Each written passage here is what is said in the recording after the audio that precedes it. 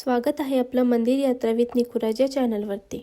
आज आपण पाहणार आहोत संक्रांतीच्या दिवशी जेवणात नेमकं काय बनवावे, कोणते पदार्थ शुभ मानले जातात आणि या पदार्थांमागचं धार्मिक व सांस्कृतिक महत्त्व काय आहे। संक्रांत म्हणजे फक्त सण नाही, तर ऋतू बदलाचा, दान धर्माचा आणि गोडी वाढवणारा दिवस आहे। आता संक्रांतीचे महत्त्व जाणून घेऊया।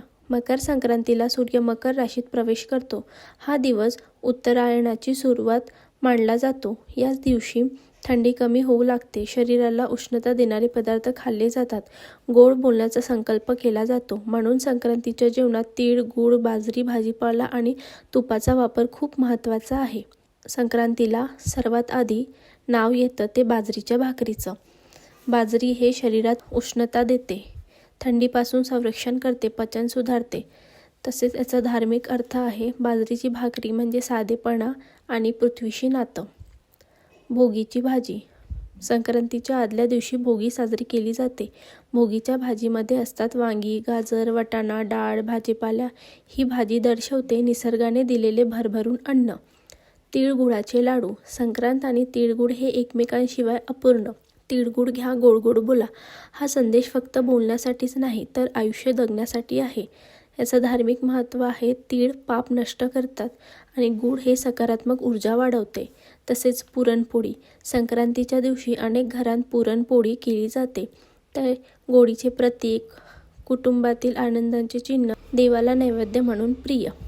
तसेच ठेचा। बाजरीच्या भाकरीसोबत हिरवी मिरचीचा ठेचा किंवा लोणचं असायलाच हवं। उष्णतेचा समतोल राखण्यासाठी, पचन सुधारण्यासाठी। तसेच साजूक तूप व ताक।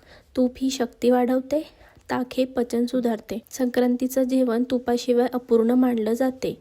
देवाला नैवेद्यात काय दाखवावं?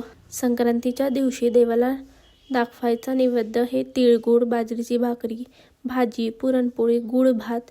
देवाला नैवेद्य दाखवताना मनात ठेवा कृतज्ञता आणि समाधान। संक्रांतीला काय टाळावे? फार थंड पदार्थ, आंबट जास्त खाणे, मांसाहार, कटू शब्द हे सगळं टाळावे। संक्रांतीचा सण पोटापुरता नाही, मनासाठी आहे। या दिवशी गोड खा, गोड बोला आणि गोड आठवणी साठवा। जर हा व्हिडिओ तुम्हाला आवडला असेल तर मंदिर यात्रा विथ निकुराज या चॅनलला लाईक करा, शेअर करा आणि सबस्क्राईब करायला विसरू नका।